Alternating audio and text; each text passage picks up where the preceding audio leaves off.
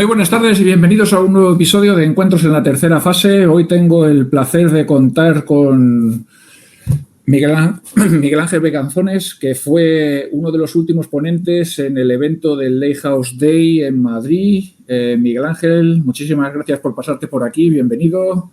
Muchas gracias a ti por invitarme. Y gracias. Un placer. Bueno, soy Miguel Ángel Becanzones, soy el vicepresidente de datos en Loquiero, que somos una empresa de fashion, de servicios de personal shopping a mujeres en Europa.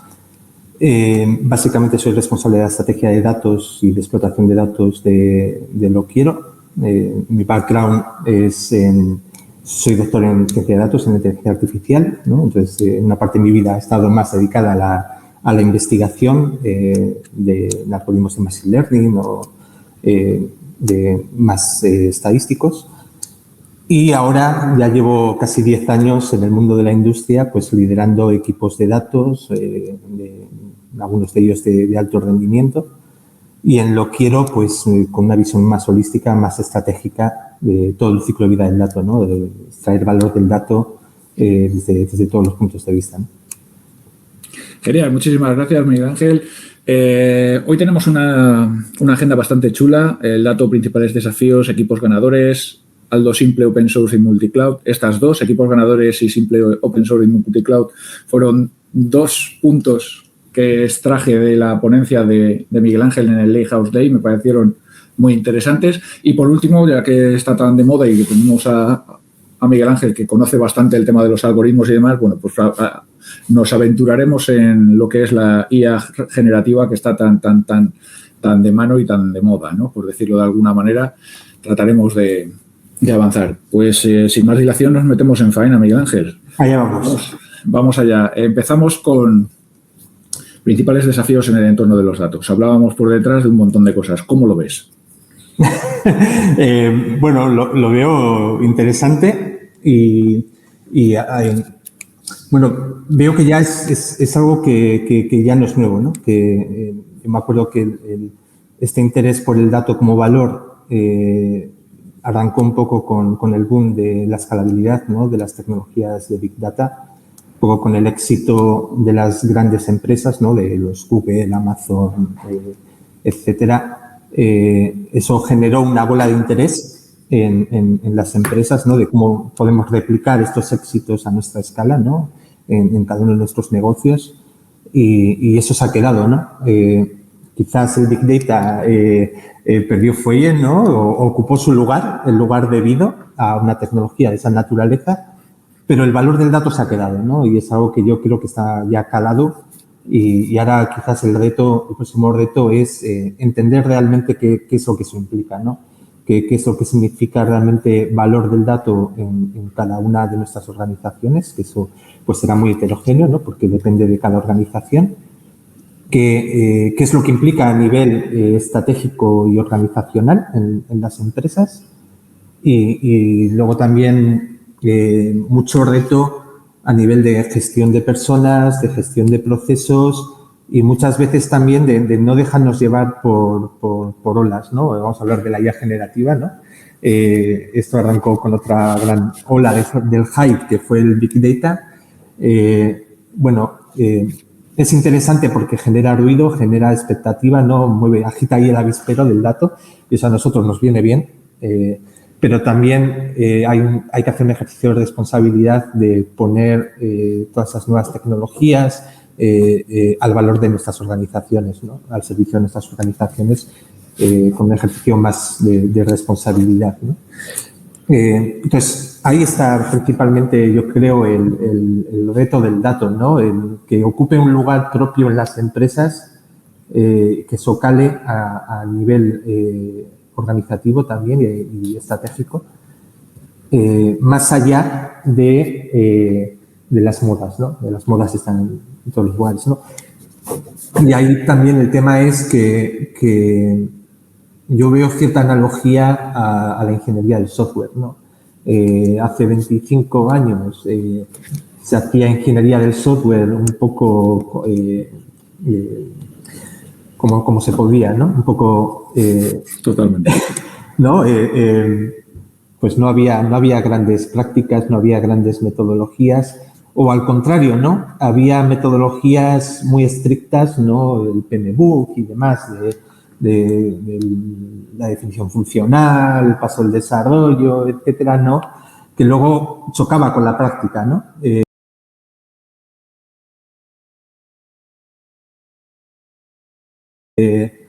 Chocaba con la realidad de las empresas, de lo que implica una definición exacta de las necesidades, los cambios tecnológicos, ¿no? De todo eso surgieron una serie de metodologías, de procesos, incluso de un lenguaje con el que el negocio se podía entender con ingeniería y con tecnología, ¿no?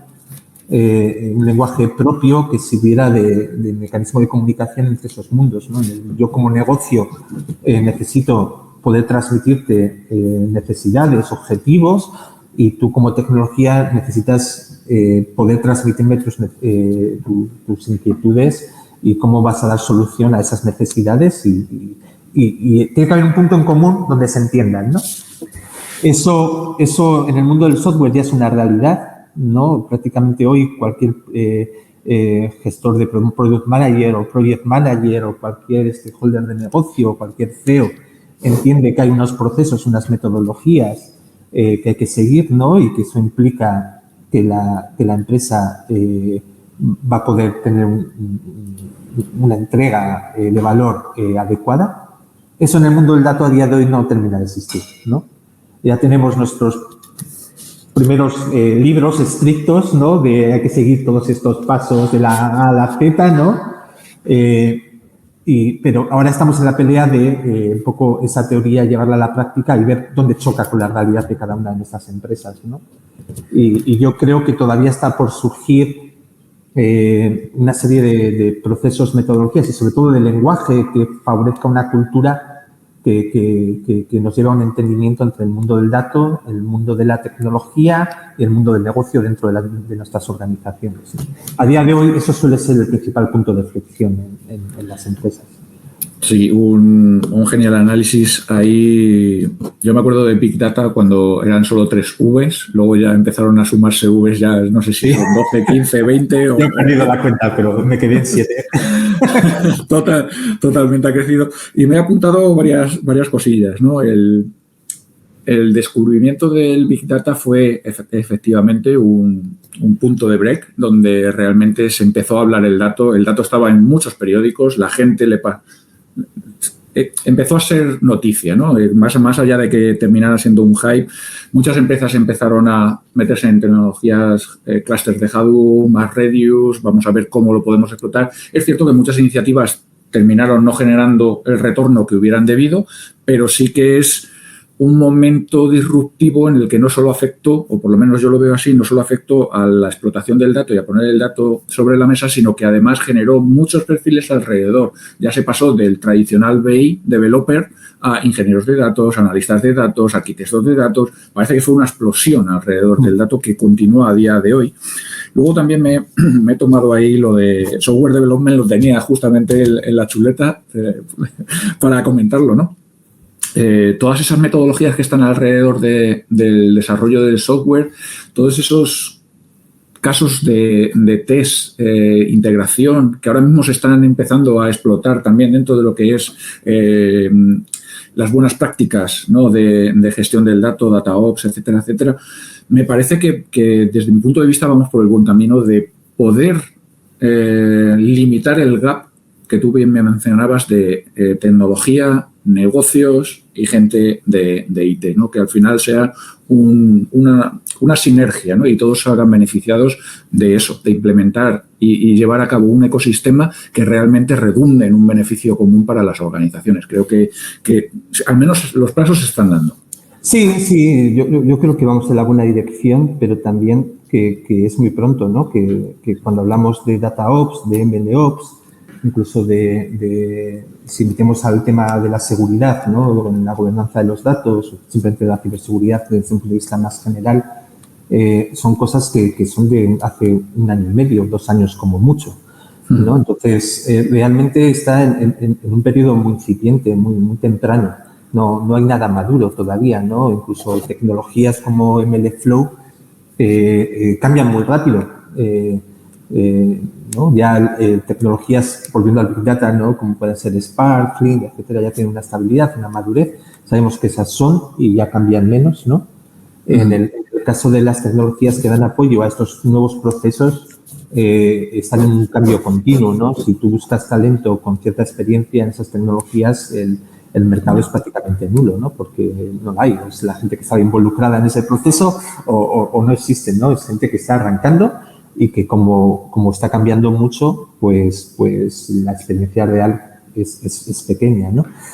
Y luego tampoco se nos debe olvidar que son analogías, que cuando hablamos de DataOps o de MLOps frente a DevOps, estamos hablando de analogías, no es lo mismo. No, es cierto que buena parte del trabajo con datos es código, cuando hacemos un notebook, cuando hacemos un pipeline de procesamiento de datos, cuando hacemos un modelo es código, son artefactos que es software, pero hay otra serie de componentes, los datos están ahí, eso no está en el software. Y si además añadimos todo el tema de las predicciones, etcétera, estamos en un contexto que no es determinista. El código software es determinista. Podemos hablar de baterías de test funcionales, de test end-to-end, y podemos hablar de todo eso porque el código es determinista. Tú metes un input, sale un output y eso no va a cambiar. Cuando estamos hablando de modelos de aprendizaje en máquina, modelos estadísticos, dentro del mundo del modelado de datos, un poco el sabor que tú prefieras, ¿no?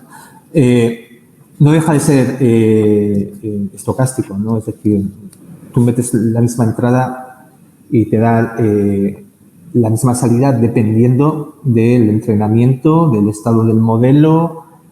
Hay cosas que hacen que el comportamiento no sea determinista, ¿no? Y eso es un cambio radical en la mentalidad y en el foco de cómo trabajar con esos componentes técnicos. Tú no le puedes dar la misma seguridad al negocio, por ejemplo, o al producto, de mi modelo va a funcionar a un 90%, ¿no? Y llego al 90% y ahí está. Y dices, no, depende. Depende. Ahora funciona el 90% con mi batería de pruebas, lo pongo en producción y baja al 84% y dentro de un mes lo tengo al 75%, ¿no? Y insisto, ¿por qué? Es por esa naturaleza no determinista, ¿no? De modelos. Eso es algo que es difícil de gestionar desde un punto de vista de producto, tecnología y de negocio. Requiere ese data literacy que no hay al menos yo no me viene a la cabeza una traducción muy propicia, ¿no? Pero sí requiere cierta cultura y cierto conocimiento de un área que es difícil. No es trivial. La ingeniería del software no es que sea fácil, es difícil también, pero tiene un lenguaje que te permite aislar cierto grado de complejidad y a nivel de negocio poder transmitirlo de forma más sencilla, directa. En el mundo de los datos no siempre es así. Ese lenguaje está por articular y hace falta también que desde producto, desde negocio, sean capaces de entender ese lenguaje. Nosotros, por ejemplo, hacemos mucho esfuerzo en las contrataciones de gestores de producto de que vengan con esa experiencia, ¿no? De que tengan una experiencia real con productos, con servicios basados en modelos de datos o con mucha implicación de A/B testing, por ejemplo. No, ahora te comento una cosa ahí respecto a lo que has hablado del Big Data. Pero es importante que en todos los roles de una organización empiece a calar cierto lenguaje, cierta cultura y cierto conocimiento del mundo de los datos, sino que ahí hay una complejidad que no es fácil de reducir. ¿De acuerdo? O al menos no hay una forma directa de reducir esa complejidad. De hecho, eso va muy alineado con dos puntos. Uno, que se está invirtiendo, pero todavía no está dando grandes frutos, o por lo menos yo no he estado al cabo de la calle de ello, de cómo explicar la inteligencia artificial, por qué el algoritmo toma la decisión que toma y ser capaces de explicárselo a negocio de esa manera, de una manera sencilla y accesible. Y la otra es lo rápido que se pierde la confianza en el mundo de los datos. Eso también es un hándicap muy gordo que no se tiene, por ejemplo, en otras áreas. Claro, porque no hay una respuesta determinista. Entonces, eso requiere cierta cultura de estar cómodo con cierto ecosistema de incertidumbre alrededor de tus decisiones. Esta decisión es buena, pero tiene un rango de incertidumbre, ¿no? Eso muchas veces no es así. Cuando hablamos de desarrollo de software es, vale, ¿está el componente o no está el componente? Si no está el componente, exactamente, ¿se ha desplegado bien o no se ha desplegado bien? ¿Tiene bugs o no tiene bugs? Pero es así, es determinista, ¿no? Aquí requiere que tanto desde negocio como de producto como de tecnología que te sientas cómodo en un contexto de incertidumbre controlada, porque se puede medir el grado de certidumbre hasta cierto punto, pero no va a ser determinista, no vas a tener una medida exacta y una medida exacta estable en el tiempo, ¿no? Los modelos se degradan si no haces nada y se degradan muy rápido. Un poco hilando con esto, hablamos del Big Data, ¿no? El Big Data como un punto de inflexión en el mundo de los datos. Pero luego el valor que ha tenido Big Data es ese, el de catalizador. Realmente, como casos de uso exitosos de escalabilidad, ¿no? Que al fin y al cabo es lo que es Big Data, no es más que una tecnología para favorecer la escalabilidad, hay muy pocos, y hay muy pocos en las empresas. ¿Qué es lo que ha aportado el Big Data? Ha aportado que desde las empresas se mire a lo que estábamos haciendo hace 30 y 40 años, ¿no? Y ahora las empresas están empezando a coger familia con el análisis estadístico, con los test A/B en producto y están empezando a hablar de cómo modelos de datos pueden ayudar a la optimización de sus procesos, de sus productos, de sus servicios, ¿no? Esto no es nada nuevo en el mundo de los datos, al contrario, es una vista al pasado, pero es que esa vista al pasado no se había dado, ¿no? en muchas industrias, ¿no? Entonces, ese efecto catalizador del Big Data lo que ha favorecido es que en las empresas se vea valor en algo que ya sabíamos hacer, ¿no? Y ahora lo que estamos viendo es cómo hacemos para eso que hacíamos tal vez en la academia o en otros contextos, lo podemos llevar como un valor al mundo de las empresas, ¿no? Lo que pasa es que a eso hay que añadir el ciclo de vida del dato. Totalmente. ¿No? Ahí un punto de lo que estás haciendo, la transición histórica de ir para adelante, para detrás y demás, y sobre todo el tema de cultura, creo que es fundamental. Y aquí te voy a lanzar una pregunta. ¿Para cuándo expertos en datos en la figura del CEO? Porque eso podría ayudar a que justamente se entendiera la cultura del dato de una manera mucho más ágil, ¿no? Por ponerlo de manifiesto, porque ahora mismo hay mucha gente con MBAs, etcétera, pero son lo que tú decías antes, es sí o no, blanco y negro, pero no tiene esos matices, ¿no? Irá llegando. Igual que ahora en ese tipo de formación directiva se trabaja que es una metodología ágil, que es una metodología lean en el desarrollo de software o en el desarrollo de producto. En ese tipo de formación empezará a hablarse de DataOps, de MLOps, del impacto del ciclo de vida del dato, del valor del dato. Habrá una componente para que las personas que están en cargos directivos tengan una visión, aunque sea alto nivel, pero tengan una visión de qué es lo importante y de qué es lo realista muchas veces, ¿no? Más para gestionar expectativas y para que ellos tengan un ancla a tierra de qué tipo de personas se tienen que rodear muchas veces, ¿no? Es decir, yo no espero que el CEO sepa de Machine Learning, espero que el CEO sepa cómo afecta a su empresa, a la estrategia de su empresa y qué implica a la hora de formar equipos a su alrededor, ¿no? O en las estructuras más internas de la empresa, ¿no? Eso está llegando, pero claro, es una ola, es decir, ahora está arrancando, se está llevando a los currículos, ¿no? Están empezando a salir a nivel de grado, incluso a nivel de máster. Hay un boom en los últimos 3 años de grados y de másters enfocados al mundo del dato, ¿no? Uh-huh. Eso es una ola que llegará, ¿no? Llegará a las empresas y habrá roles no tan puros de datos como puedan ser roles de gestión de personas, gestión de proyectos, gestión de producto, que tengan que tener esa naturaleza de los datos involucradas, totalmente especificada en su perfil, ¿no? Con experiencias probadas y demás, y eso empezará a ser algo más natural en las empresas. ¿Por qué? Porque el dato tiene que empezar a permear. Y entonces, nosotros, por ejemplo, tenemos una estructura muy basada en tribus y squads, ¿no? Unas verticales que se llaman las tribus y luego unas unidades más operacionales que son las squads, ¿no?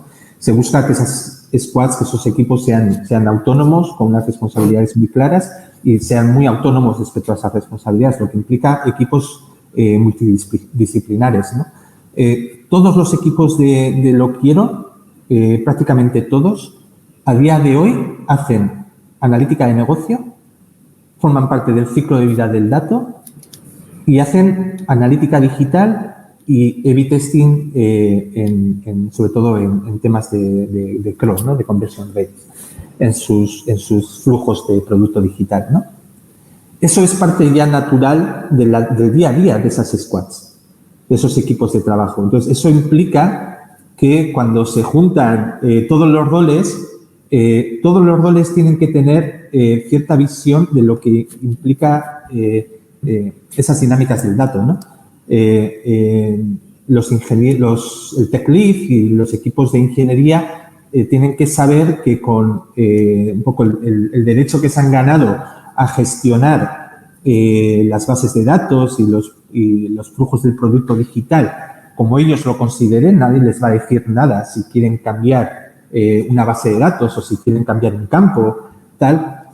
Con ese derecho también tienen la responsabilidad de que si esos datos son de interés para Lo Quiero como empresa, y en una empresa como Lo Quiero es prácticamente la totalidad de los datos, tienen que gestionar esa información a través del ciclo de vida del dato, ¿no? En nuestro caso, tenemos unos acuerdos en los cuales esa información se lanza mediante unos eventos y luego hay un equipo de plataforma de datos que recoge esos eventos y lo lleva a nuestro catálogo unificado de datos, ¿no? Y ahí está sirviendo al propósito de toda la empresa, ¿no? Entonces, eso ya no se discute. Eso el product manager, el tech lead, los ingenieros involucrados, el analista de datos, incluso el product designer sabe que eso es así, ¿de acuerdo? Y saben que cuando hay una iniciativa de producto nueva, tienen que discutir también el ciclo de vida del dato de esa iniciativa, ¿de acuerdo? Entonces, eso tiene que empezar a naturalizarse en todas las empresas. Y para mí es la base fundacional. Si una squad de producto, cada vez que discute una nueva feature, una nueva funcionalidad, un nuevo desarrollo de producto, de forma natural sale la conversación de, bueno, ¿y qué datos hay que gestionar aquí? ¿Qué carga de trabajo hay para gestionar el ciclo de vida del dato de eso nuevo que estamos haciendo? Eso ya es una victoria cultural. Y es una victoria para la empresa. Es un paso adelante muy grande. Luego, llegaremos más lejos, menos lejos, tendremos más o menos datos en el catálogo unificado, ¿no? Como lo llamamos nosotros, pero esa victoria ya está. Y es una victoria que va a ganar a lo largo del tiempo, ¿no? Y es así, o sea, tienes que pasar por eso. Nosotros a día de hoy, en un año y medio, tenemos más del 95% de los datos brutos de la empresa ya gestionados a través del ciclo de vida del dato. Ahora estamos en una fase en la cual las squads están cogiendo ownership que antes estaba en el equipo de plataforma por una cuestión de contexto, ¿no? De circunstancias, para elevar la calidad de ese dato y para dejar de trabajar con lo que llamamos tablas bronces, que son los datos en bruto en este catálogo unificado, ¿no? Para introducir criterios de dominio propios de las squads para gestionar la calidad del dato y de esas tablas bronces pasar a unas tablas silver donde ya consideramos que ese dato en las tablas silver es una fuente de verdad. Ya es un dato que sí se puede usar para sacar insights, para extraer valor desde el punto de vista del producto de negocio, ¿no? Ahora estamos en esa fase de engordando esa capa de silver y luego lo que llamamos la capa gold, ¿no? La capa de tablas que ya es información muy agregada, muy preparada directamente para el negocio, ¿no? De KPIs, métricas, etcétera, ¿no? Eso ya está completamente gestionado por las propias squads. Y ahora es una cuestión de paciencia y de esfuerzo para que eso cale y el catálogo engorde, ¿no? Como decimos nosotros, ¿no? Ciertamente había puesto por detrás la slide de equipos ganadores porque este punto es uno de los que me anoté cuando estuve presenciando tu ponencia dentro de lo que era el Lighthouse Day.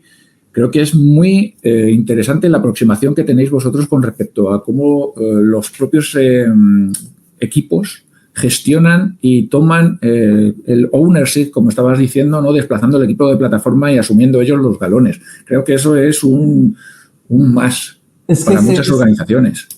Desde mi punto de vista, a ver, aquí también no quiero ser muy tajante con mi opinión. Todo depende de la organización en la que estés, del momento en que esté tu organización, de las necesidades de tu organización, ¿no? La estrategia de datos tiene que ser adecuada a la situación y los objetivos de tu organización, ¿no?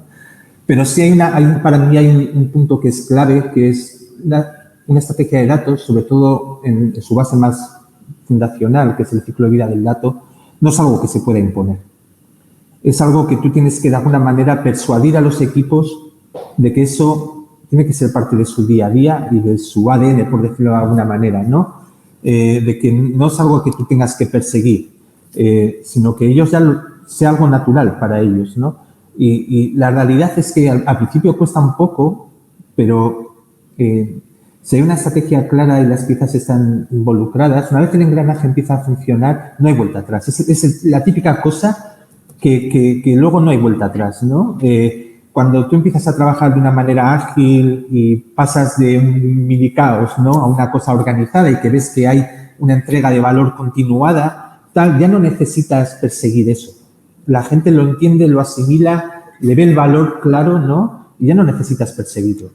En el ciclo de vida del dato es parecido. Si llegas a ese punto en el que el engranaje está en marcha y los equipos lo asimilan como algo de valor a su día a día, no necesitas ya perseguirlo más, ¿no? Y creo que en muchas organizaciones lo que falta es dar ese paso fundacional, ¿no? De que los equipos no vean esto como una necesidad que viene impuesta por la empresa en cierto sentido, ¿no?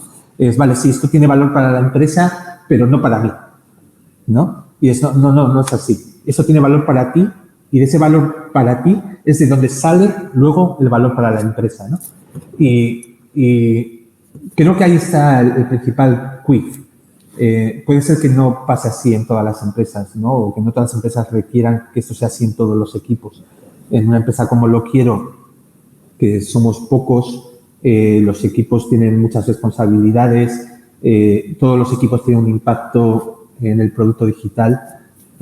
Bueno, pues es algo que pasa en todos los equipos, ¿no? Entonces, para nosotros es muy importante, es muy importante llegar a este punto, ¿no? En otras empresas a lo mejor se puede contener o se puede focalizar más a ciertos equipos, ¿no? Pero yo sí que creo que ahí está parte de la clave del éxito del dato, por lo menos a medio y largo plazo.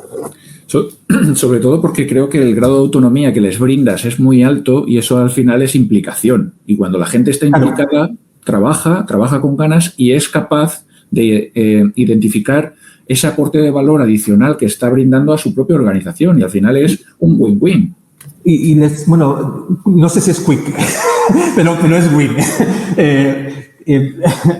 También facilita mucho a los equipos entender a dónde quieres ir, que muchas veces es algo que cuesta transmitir.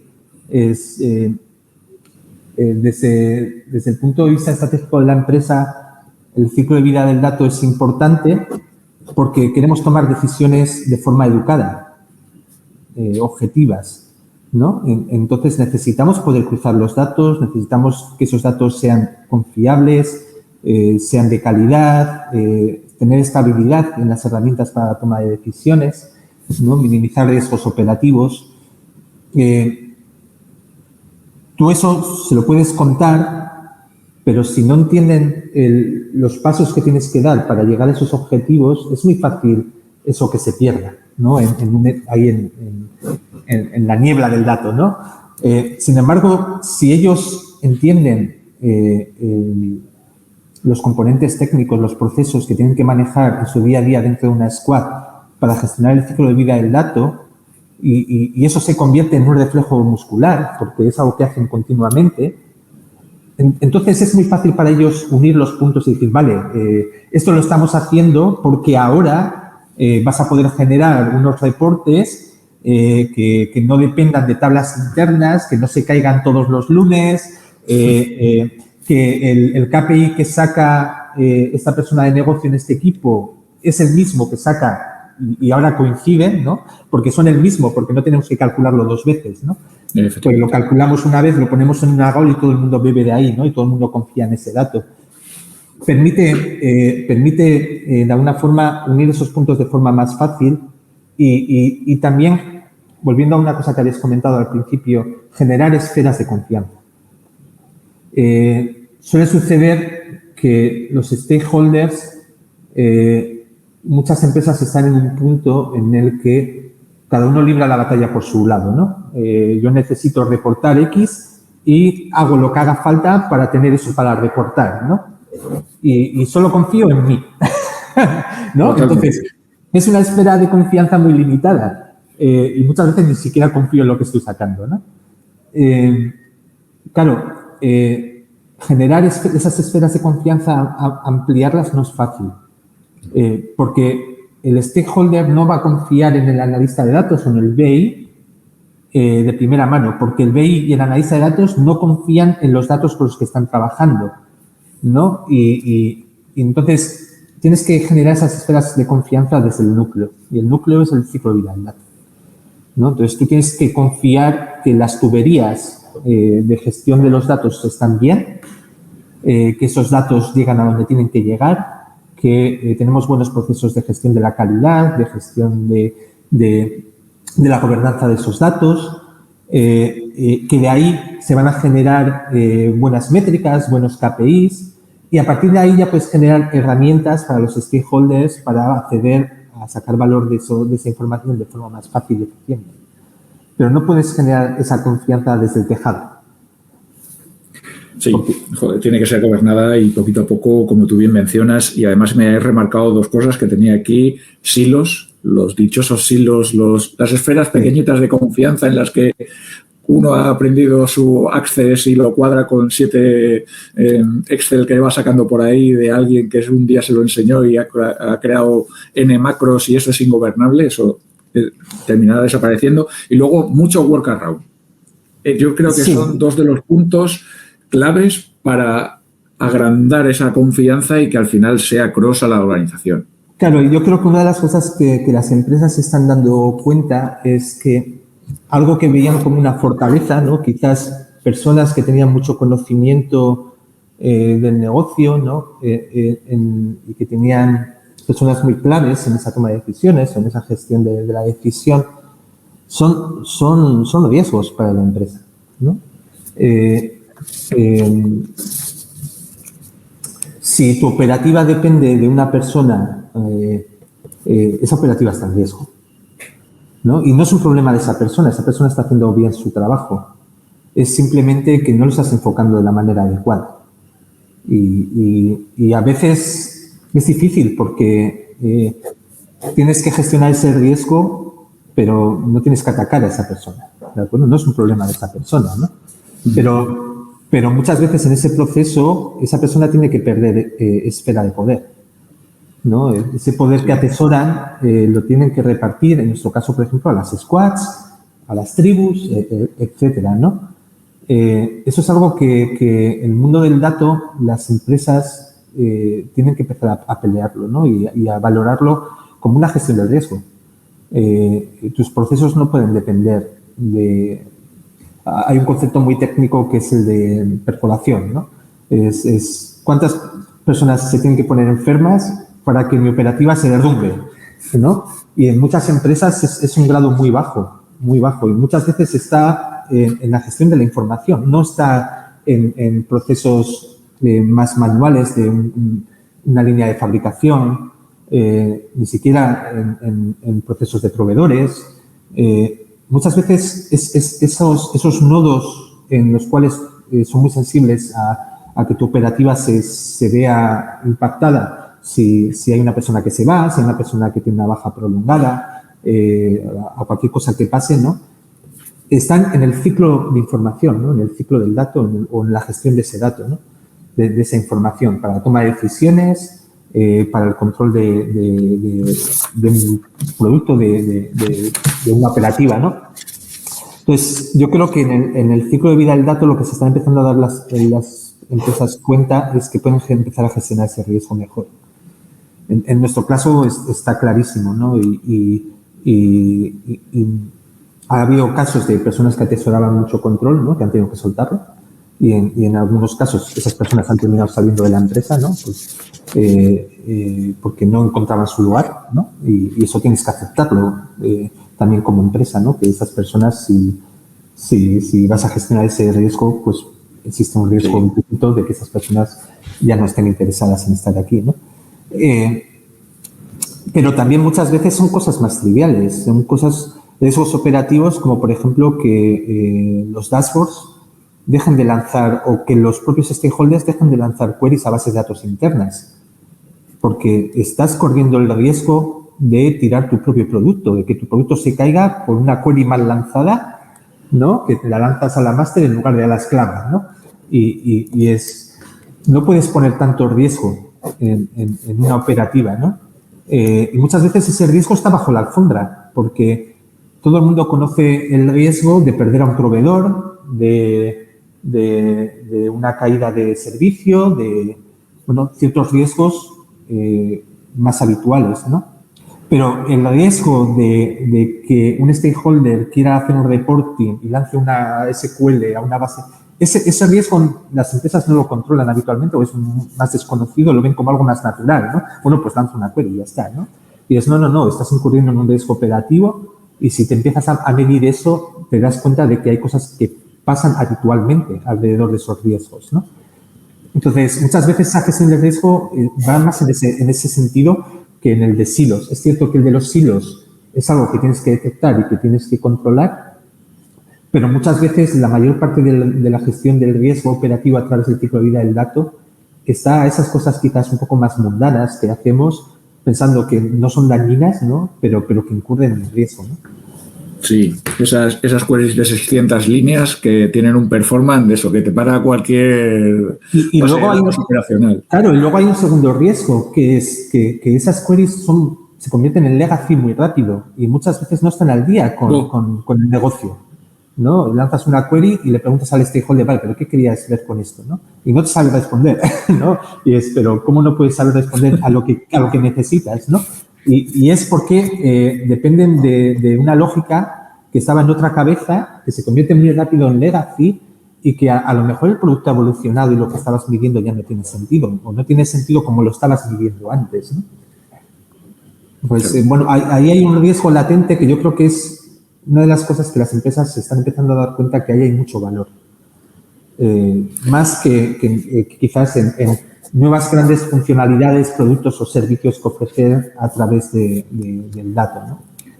Sí, hay dos cosillas. Una, lo que mencionabas del riesgo, te lo compro totalmente. En un proyecto anterior en el que estuve trabajando, se encendieron todas las alarmas porque una persona se jubilaba, se iba de la organización en un tiempo prudencial y tenía una macro en un Excel gigante que nadie sabía cómo funcionaba y eso había que aterrizarlo al lenguaje SQL, base de datos, procesos, empezar a mirar exactamente qué era lo que contenía aquello y transformarlo. Y hasta que no sucedió eso, de que las luces se encendieron y alguien dijo, tíos, que nos estamos cargando uno de los reportes críticos de la organización. Claro, y eso en un contexto de buena voluntad, que es lo habitual. Quiero decir, la mayor parte de las personas tienen una buena voluntad y si una persona, ¿no? Esa persona se jubila, levanta la mano, oye, esto que tengo aquí en este ordenador, ¿qué vais a hacer con ello, no? Pero también puede suceder que esa persona se vaya a malas y que te entregue el ordenador formateado. Olvídate. Sí, y olvídate. Eso se va a romper y ya no se trata de gestionar un riesgo. Ahora tienes que gestionar una crisis. Evidentemente, claro. ¿No? Ya ha crecido. La pelota de nieve se ha hecho gigante. Sí. Y ahí hay mucho riesgo latente que yo creo que las empresas están empezando, gracias al dato, a la gestión del dato a darse cuenta, ¿no? Y es algo que quizás no es muy sexy cuando hablamos en LinkedIn o se habla, ¿no? de poner en un post o en un blog, ¿no? Pero la realidad de las empresas va más por ahí, en realidad. Al menos yo pienso que muchas de las empresas de donde realmente se benefician es de estas cosas, más que de la IA generativa o del Big Data o de otras apuestas más grandes y más riesgosas también. ¿Qué opinas de la aproximación que se está teniendo ahora con respecto a darle cierto grado de autonomía y adoctrinar o formar a las personas para transformarlas en data citizen? ¿Qué opinión tienes al respecto? Para mí, desde el punto de vista de lo quiero, nosotros tenemos unos horizontes, ¿no? Y para mí hay unos a nivel estratégico, ¿no? Hay un horizonte a nivel estratégico que es que cualquier persona en lo quiero, sobre todo en la parte de lo quiero tech, producto, tecnología, negocio, sea autónoma para trabajar con el dato. Y algunas de las apuestas que hemos hecho a nivel tecnológico y de procesos y de ecosistemas está orientado a eso, a dotar de mayor autonomía a personas que a lo mejor se ven muy alejadas de este mundo, ¿no? Y creo que la apuesta tiene que ir por ahí. Por supuesto, no es, lo hablamos antes, no es un quick win. Es un win, pero no es quick, ¿no? Y hay que dar pasos. Nosotros hemos dado el paso de gestionar el ciclo de vida del dato. Y ahora es más fácil para nosotros convencer a un stakeholder de que puede ir a una plataforma. Nosotros usamos Databricks como plataforma, como ventanilla única para trabajar con el dato independientemente del rol, ¿no? De que vayan a Databricks y que van a poder sacar valor del dato de forma relativamente sencilla, ¿no? Y por otro lado, eso también implica que en roles quizás un poco alejados del dato tengamos que empezar a elevar la exigencia, ¿no? Nosotros, por ejemplo, hemos elevado la exigencia a la hora de contratar product managers, ¿no? Pero bueno, a lo mejor hay otros roles que tienen que estar empezando a formarse, no en Machine Learning, no en IAs generativas, no en Big Data, algo tan trivial como en SQL, ¿no? Es que un stakeholder sea autónomo para lanzar una consulta SQL en una interfaz como la que te provee Databricks, que te provee todas las facilidades, ¿no? Claro. Pero muchas veces ahí está en que esas personas no entienden SQL, ¿no?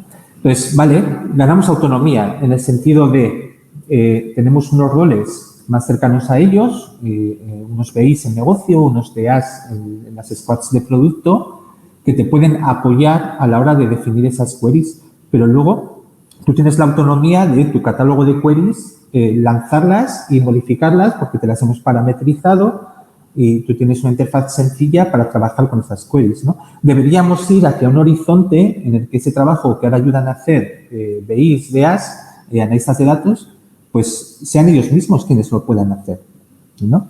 Igual que muchos de nuestros stakeholders son capaces ahora de modificar un dashboard, ¿no? Y generar un filtro, añadir un filtro a un dashboard. Ya no necesitas que el analista de datos te lo haga, ¿no?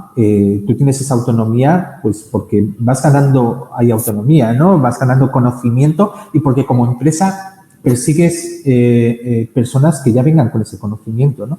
No que sean mega expertos, es unos mínimos higiénicos para que tu día a día incorpore esa herramienta que ya tiene que ser de tu día a día, ¿no? Claro, buscar eficiencia, ¿no? Si tu tiempo se pierde en escribir tickets para que el IT venga, el analista de datos, el DEA, el que sea, hacerte algo, poner un filtro en lo que dices, pues ya estás dejando de hacer la tarea por la que aportas valor a la organización, ¿no? Exactamente. Y puedes centrarte más en extraer valor y en dar a tu perfil en la empresa otro brillo, ¿no? Otra... es así. Entonces, yo creo que los procesos de transformación, cuando hablamos de procesos de transformación digital, y eso lo llevamos a un punto de transformación cultural, van por ese tipo de cosas más mundanas. No va porque los stakeholders o el CEO ahora sepa de Machine Learning, sino porque sean capaces de lanzar una query, ¿no? en SQL. por cosillas de esa naturaleza, porque sean capaces de hacerse su propio dashboard, ¿no? Tienes ya las tablas, la fuente de verdad ya la tienes conectada a tu herramienta, ¿no? La que tú uses, ahora hay 1000, ¿no? Y que para ti sea, no voy a decir trivial, pero sea sencillo hacerte tu propia herramienta de monitorización para medir tus cosas, ¿no? Y que no necesites de nadie más para eso, ¿no? O si lo necesitas, ya no sea para algo que para esas personas sea trivial. Claro, será para construir alguna medida complicada o que no se puede sacar directamente de base de datos o hacer, yo qué sé. Identificar alertas, automatizar notificaciones, pues claro. Ese trabajo que es donde tenemos que empezar a invertir más en los roles específicos de datos, ¿no? Ahí lo que apuntabas, además esta gente es muy agradecida, es decir, porque en cuanto empieza a aprender de cómo utilizar una herramienta de visualización, luego lo lleva al detalle de ponerlo en su casa. Es que ahora saco las facturas como en los movimientos del banco y soy capaz de hacerme yo mi dashboard, por decir una charla. Yo me contento con mucho menos.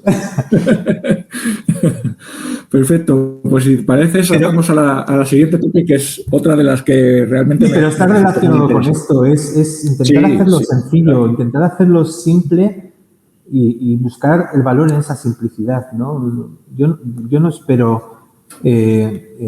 pues eso, ¿no? Yo lo que espero es que los stakeholders sean más autónomos. En una SQL, en un dashboard. Ya está. Es esa sencillez, ¿no? Y ahí ganas mucho. O sea, el impacto que tienes en tu organización con algo así es brutal, ¿no? No, desde luego no debemos desmerecerlo frente a las cosas. Entonces, para mí eso es un aspecto clave, ¿no? Hablabas de simple también, en este caso yo lo que hacía énfasis no era un poco en esto, sino más en el plano de ecosistemas tecnológicos, ¿no? El mundo de los datos es muy complejo, es añadir una complejidad extra a un mundo que es el de IT, ¿no? El de tecnología, de sistemas, que ya de per sí es muy complejo de gestionar. Muchas herramientas, alguna de ellas se solapan, ¿no? Hay que intentar tener cierta vocación de simplicidad. Y muchas veces en contextos como en el que yo llegué a Loquiero, yo llegué a Loquiero hace 2 años, ¿no? Pues te encuentras con que ya hay un ecosistema, ¿no? O en realidad hay una multiplicidad de ecosistemas que muchas veces se solapan, ¿no? Porque hay esos hilos de conocimiento, porque yo vengo de esta empresa donde he trabajado esta herramienta y quiero trabajar con esta herramienta, no con la que tú tienes, etcétera, ¿no? Ahí yo creo que las organizaciones y desde el mundo de los datos tenemos la responsabilidad de dar una visión más fuerte, de orientar y con una vocación de simplicidad, ¿no? De que gestionar esa tecnología no se convierta en nuestro trabajo, en el valor que aportamos a la organización, ¿no? Justo, es que iba por ahí. Es que basta que tengas una reunión donde alguien diga algo y ya todo el mundo empieza a cuestionarse si estamos utilizando el framework A, B o C, o el orquestador A, B o C, o si lo tenemos que cambiar y por qué no mañana hacemos una aproximación distinta. Pero tenemos que entender que en la buena noción de la palabra, esa autoridad nos las tenemos que ganar.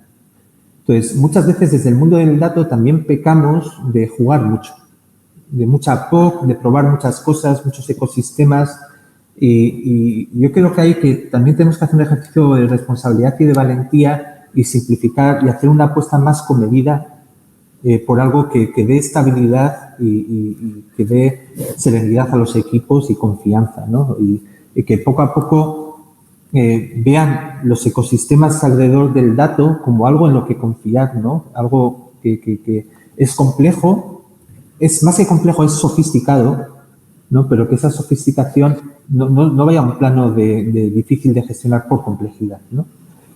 Y el problema es que estas apuestas no son fáciles porque son apuestas grandes. Cuando en nuestro caso hace 1 año y medio hicimos un commitment con una plataforma como es Databricks, nos lo pensamos mucho y porque es una apuesta seria, es una apuesta de cifras grandes y no es una apuesta que puedas retirar de la mesa 6 meses después, ¿no? Implica mucho esfuerzo para sacarle brillo y sacarle valor a esa tecnología, ¿no? Pero esa apuesta la hicimos también con una voluntad de sencillez.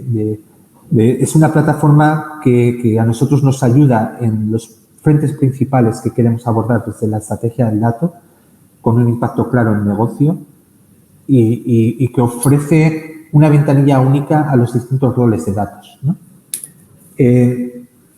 Yo creo que y luego un poco ligado a los otros dos puntos, ¿no? En nuestro caso, una de las cosas por las que apostamos por esta empresa es porque toda la tecnología en la que se basa es open source. Si mañana decidimos correr el riesgo de decir que no a esa plataforma, no se nos cae nada, todo sigue funcionando.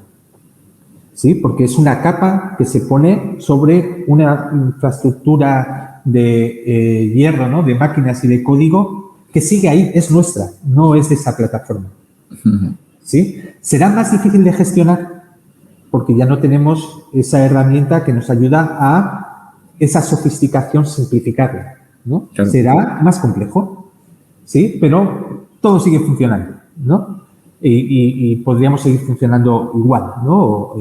Traernos ese conocimiento a la organización. Pero esa capa nos da simplicidad, sin comprometernos a que si en un momento dado deja de haber un acuerdo o ese acuerdo deja de ser satisfactorio, no corremos el riesgo de que se nos caiga todo, ¿no? Claro. Eso va muy de la mano con el ser multicloud, ¿no? El no comprometerte y tener la posibilidad de... Sí, a ver, sí, pero en su justa medida. Para nosotros es un nice to have. Nosotros tenemos casi todo en una nube. La analítica digital la tenemos en otra nube, pero nosotros no trabajamos mucho en un entorno muy multicloud, de estar continuamente optimizando, ¿no? Entre una nube y otra, me llevo esto de a una nube, me la llevo a otra. No es así, ¿no? Tenemos unos acuerdos que queremos dar también un poco con ese objetivo de simplicidad, ¿no? Hemos hecho una apuesta por una nube. En el contexto de analítica digital necesitábamos apostar por otra, pero es un contexto más cerrado. Y esta es nuestra apuesta y queremos que dure, ¿no? Y vamos a optimizar dentro de esa apuesta. Si es cierto que eso cambia, tenemos esa libertad, ¿no? En otras empresas eso no es un nice to have, es algo que debe estar desde el principio porque viven en un ecosistema muy multicloud, ¿no? Donde continuamente optimizan de una nube a otra. No es nuestro caso, pero sí es algo que nos da cierta confianza hacia lo que pueda pasar en el futuro, ¿no? O sea, es un problema menos que tenemos en la cabeza. Sí, además cuando Databricks, por ejemplo, que es la plataforma donde vosotros montáis toda la parte de analítica, es multicloud. Es decir, al final tú y luego tienes herramientas como Delta Sharing que te permite, pues virtualizar datos. Hay muchas otras también. No quiero que esto se convierta en un anuncio de Databricks. Hay muchas otras, ¿no? Nosotros apostamos por Databricks por eso, ¿no? Porque es una plataforma que abordaba nuestras principales necesidades estratégicas, porque nos ofrecía cierto grado de simplicidad en el ecosistema tecnológico y luego tenías añadido de que era agnóstica de la nube en la que tú estés, ¿no? O sea, se monta donde tú quieras, ¿no? Y tú no te enteras, ¿no? Pero bueno, yo creo que cada vez hay más plataformas que van hacia ese punto, ¿no? Quizás ahí el principal matiz es que el mundo de los datos funciona sobre tecnología open source. Sí. Para mí ese es el principal matiz, ¿no? Tener una plataforma que vele por ese open source, ¿no? Bien mencionabas tú Spark, Flink, ¿no? Al final son, pues ahora Delta, ¿no? También se está metiendo mucho, Apache Iceberg, Apache Hudi, ¿no? Al final son, pues sí, lo que está detrás son comunidades que están haciendo muy bien su trabajo, es decir, al final están aportando mucho y se nota. Yo estoy analizando cómo funciona Delta y haciendo un benchmark con Apache Hudi, Apache Iceberg y demás y para entrar dentro de las tripas, ¿no? Y poder hacer un análisis un poco más... Pero es una riqueza que hay que valorar y que hay que mimar. Evidentemente. Hablábamos antes, ¿no? Qué difícil es dedicarle tiempo cuando has terminado tus 8 horas y durante las 8 horas de trabajo luego vas y colaboras con un proyecto de open source, ¿no? Al final es parte de tu pasión, ¿no?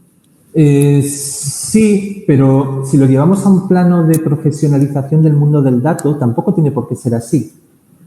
Con cuidar al open source me refiero en tratarlo en igual de condiciones y ser justo, ¿no? Y si tú tienes una plataforma que está promoviendo una serie de tecnologías open source que te están aportando mucho valor, pues a lo mejor apuesta por esas plataformas frente a otras que cogen ese valor y lo transforman en algo más privativo, ¿no?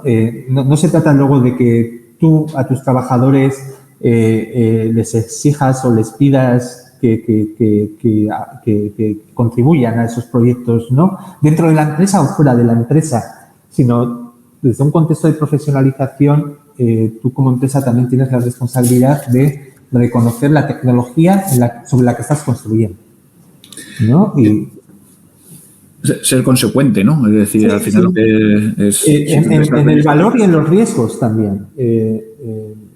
No, cuando hablábamos del open source, por ejemplo, había el año pasado algún caso brutal, ¿no? De grandes empresas perdiendo millones de dólares por un fallo en una utility de login, ¿no? Que era una utility open source que mantenían 2 personas, ¿no? Que decían, apenas nos llegan funding para mantener un proyecto que no es nuestro día a día, no es lo que nos da de comer, es una vocación, ¿no? Como tú hablabas, ¿no? Y de repente esto se convierte en una responsabilidad de millones y millones de dólares de empresas que nos están presionando para que corrijamos cosas cuando estas empresas lo están usando de forma gratuita y no nos están aportando nada, ¿no? ¿Por qué esas personas, quiero decir, las empresas tienen que reconocer que hay muchos sistemas y mucha tecnología que depende de esos mini proyectos, muchas veces de forma silente, y que esas personas no tienen por qué estar ahí, ¿no? Que pueden cerrar el chiringuito y decir, yo este proyecto personal lo cierro hoy y a correr, no tengo responsabilidad para con nadie, ¿no? Claro. Y, bueno, eso hay que reconocerlo desde las organizaciones como un valor que hay que apoyar y como un riesgo que hay que gestionar también, ¿no? Pero bueno. Muy bien. No, pero interesante reflexión, ¿no? El volver a ser consecuente con uno mismo. Y si tomas unas decisiones, pues bueno, pues si es lo que decíamos, al final es tu estilo de vida también, ¿no? Bueno, pues si te gusta, si apuestas por la sostenibilidad, por ejemplo, bueno, pues sé consecuente también donde compras la ropa, por ejemplo, cosas de eso.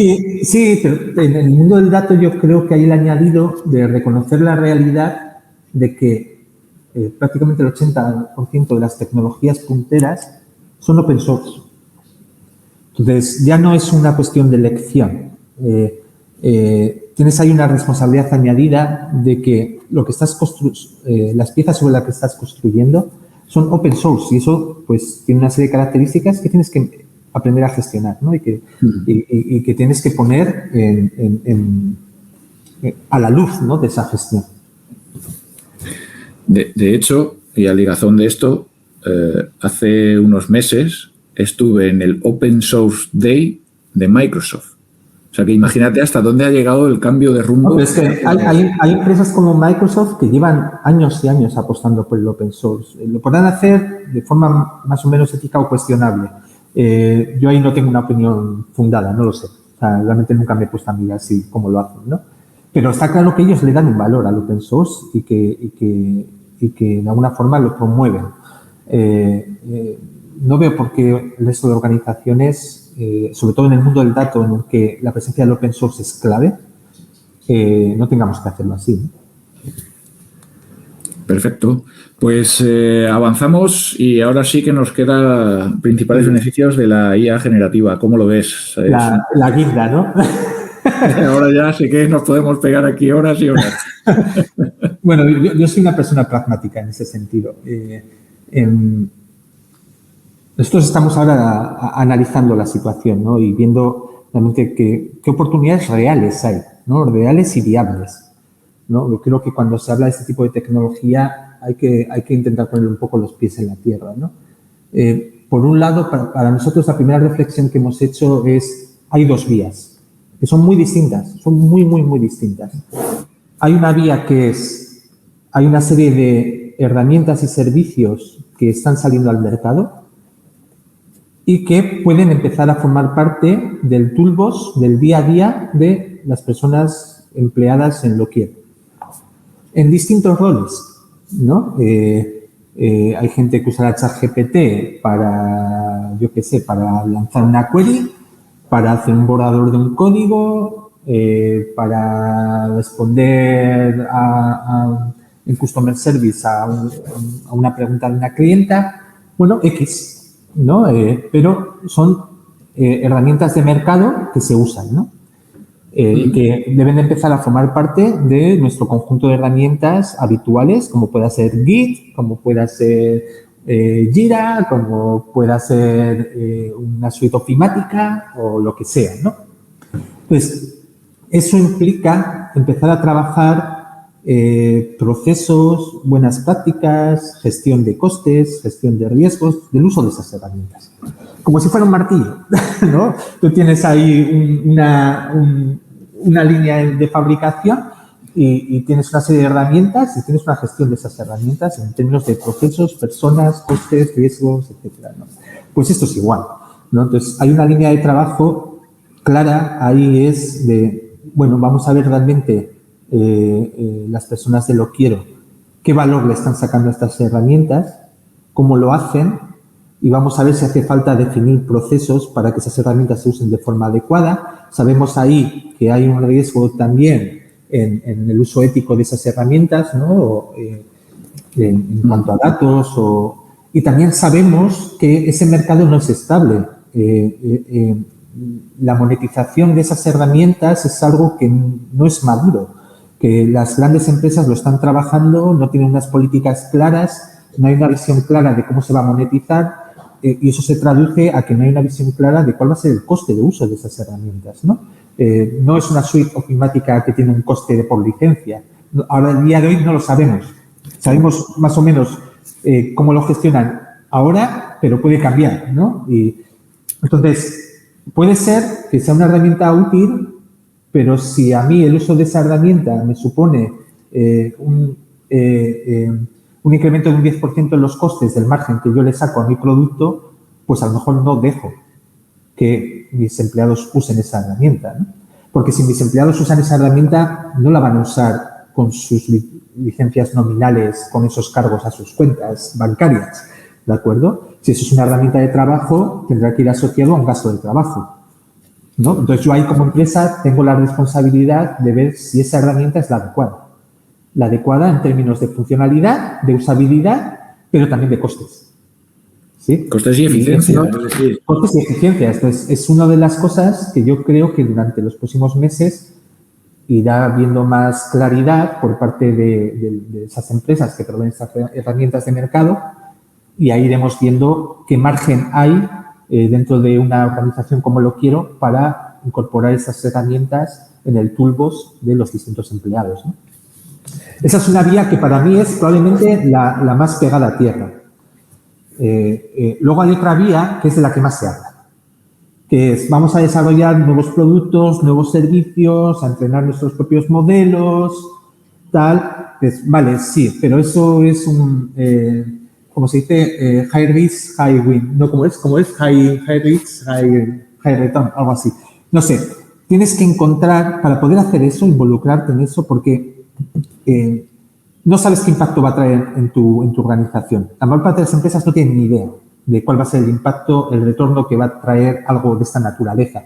Lo que sí puedes dar por sentado es que se te va a llevar un montón de recursos, ¿no? Entonces, ahí depende de la naturaleza de cada organización. Habrá empresas gigantes que tengan un departamento para trabajar este tipo de cosas y ahora estarán a tope con esto, pero hay otras empresas como Loquiero donde cada recurso se mide con mucho mimo, ¿no? Porque somos muy pocos y hay muchas cosas que tenemos que hacer, ¿no? Y tenemos que tener muy claro el foco de lo que hacemos, ¿no?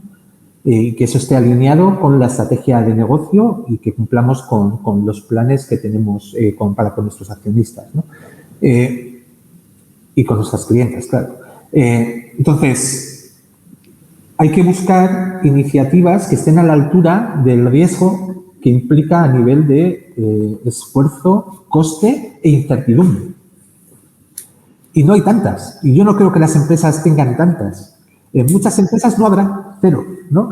Y en lo quiero, pues ahora tenemos alguna cosa en mente, pero tenemos que aterrizar. Tenemos que ver si realmente cuánta es esa incertidumbre, cuánto es ese esfuerzo, ese coste y cuánto es realmente el potencial retorno, ¿no? que nos puede traer.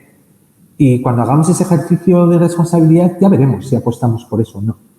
¿No? Claro, sí, es una decisión meditada, ¿no? Como habéis hecho. Es que no es trivial, no es trivial. Hablamos antes de quick win. Esto no es quick, para nada. Y tampoco puede ser un win. Hay mucha incertidumbre de que en la mayor parte de ellas no son wins. O sea, para que sea un win, estás corriendo un riesgo enorme, ¿no?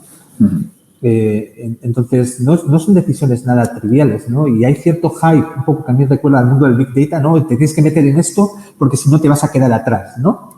Vale, el riesgo que corres es que te vas a meter en esto y te vas a morir en un año, ¿no? Porque no vas a meterte ahí en una millonada de recursos, ¿no? Y no le vas a sacar valor. Eso es mal comparado como hace unos meses, medio año, un año, el hype de las NFTs, el metaverso, ¿no? Que no estuviera ahí. Hay muchas, ¿no? A ver, yo creo que aquí hay una diferencia que también existía en el contexto del Big Data. La tecnología está ahí, la tecnología es real, responde a una necesidad concreta. Pero esa necesidad no es fácil de entender y no es fácil de trasladar a oportunidades de negocio o a mejores productos, mejores servicios. No hay una relación directa o no es fácil de generarla, ¿no? Big Data, la tecnología estaba ahí, era exitosa y respondía a una única necesidad clarísima, que es la posibilidad de escalar de forma razonable en términos de costes de máquina, para en lugar de trabajar con kilobytes, terabytes, para trabajar con gigabytes, petabytes. Creo que gigabytes y teras lo he puesto al menor de contrario, pero me entendéis la idea, ¿no? Sí, sí, es para cambiar de orden de volumen de datos. Ya está, y eso es lo que hacía Big Data. Big Data no hacía ninguna otra magia. Era, si estás acostumbrado a trabajar con N datos, ahora vas a poder trabajar por el mismo coste con 1000 N datos, ¿no? Pero eso luego no era nada trivial de trasladarlo a oportunidades de negocio. Y había muchas organizaciones que se metían ahí de cabeza, invertían muchos recursos, sin una visión clara de cuál era el caso de uso o el impacto o el objetivo de negocio que querían perseguir, ¿no? Y creo que en la IA generativa está pasando un poco lo mismo. No es fácil dar con casos de uso con un impacto de negocio claro que justifique de partida el esfuerzo y los recursos que eso se te va a comer, ¿no? Por lo menos no en organizaciones de la naturaleza del tamaño de lo quiero, ¿no? A lo mejor en organizaciones más grandes es una apuesta que tienen que hacer porque tienen músculo para hacerla y tienen que meterse ahí, ¿no? Como cualquier venture, ¿no? En la mayor parte de las empresas no es así, pero es una tecnología real. Eso existe, es real. Te diría que se le está dando mucho bombo a los grandes modelos de lenguaje natural, pero están los modelos de imagen, que a mí me parece que hay mucho valor ahí. Por ejemplo, para una empresa como Lo Quiero, que es una empresa que gestiona mucho producto digital, con mucho catálogo de imagen, nosotros tenemos mucho más margen de oportunidad en la IA generativa de imagen probablemente que la IA generativa de lenguaje, ¿no? Pero fuera de esa reflexión, lo que quiero decir es que la tecnología existe, responde a una necesidad que no es tan clara como en el caso de la escalabilidad del Big Data. Esto no viene a resolver un problema concreto como era el Big Data, ¿no? Es algo que se puede usar para muchas cosas. Y también te diré que depende del contexto. Por ejemplo, nosotros, que somos una experiencia, ofrecemos a nuestras clientas una experiencia de ultra personalización, por hacer una analogía con la parte visual, ¿no? Frontend, tenemos que proveer una experiencia a nuestras clientas que sea pixel perfect. Tú cuando generas un texto con un modelo de lenguaje, tiene mucho efecto wow, y dices, wow, es flipante, ¿no? Que un ordenador, un algoritmo, sea capaz de, con unos pocos datos que yo le paso, sacarme este texto, ¿no? Pero lo lees y hay fallos. Y hay fallos obvios, no es pixel perfect. Y para muchas empresas como Lo Quiero, tú no puedes proveer a la clienta un servicio que no sea pixel perfect. Pues, las clientas no están ahí. Lo van a ver como algo negativo en lugar de como algo positivo, ¿no? Entonces, hay que gestionar muchas cosas alrededor de este tipo de tecnología. Puede ser impresionante, es un avance impresionante, pero en muchas situaciones no es viable como producto todavía.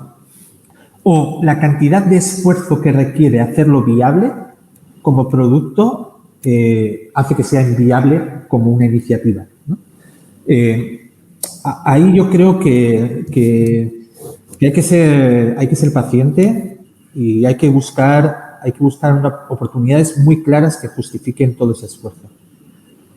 Sí, definir probablemente tenga mucho más sentido la primera vía, la de, bueno, esto empieza a ser transformado a herramientas de mercado, ¿sí? Pero al usarlo como una herramienta no implica un pixel perfect, ¿no? Si yo quiero que me genere un borrador de un código, claro, pues ese borrador a lo mejor no es perfecto, pero sirve a mi propósito, que es romper la página en blanco, ¿no?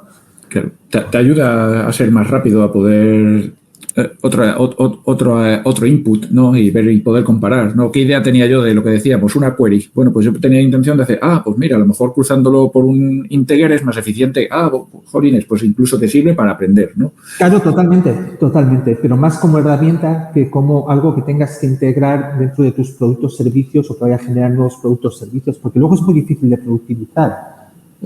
Nosotros que tenemos casos muy extremos de modelos de Deep Learning para recomendación, ya sabemos lo que es productivizar este tipo de modelos de aprendizaje máquina.